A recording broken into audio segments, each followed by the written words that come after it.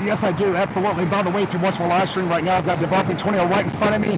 I'm on I-40 near McLeod, southeast Oklahoma City. It's west of McLeod. Tornadoes, it's getting ready to come down right in front of me. Got rapid road, but to answer your question, there was a large, very large tornadoes. They've gotten smaller because they've gotten rain wrapped. When the tornadoes were west of Oklahoma City, they were not rain wrapped, and they were large tornadoes, anywhere from quarter to half mile to as wide as a mile wide, south of Reno and southwest of Yukon. They were much larger, much more devastating type tornadoes. Oklahoma City Metro, they've been smaller, but again, I've not been able to visually see the damage, but they've been smaller because of the rain wrap makes them not impossible to be large, but they're generally the more smaller, but they can still do significant damage.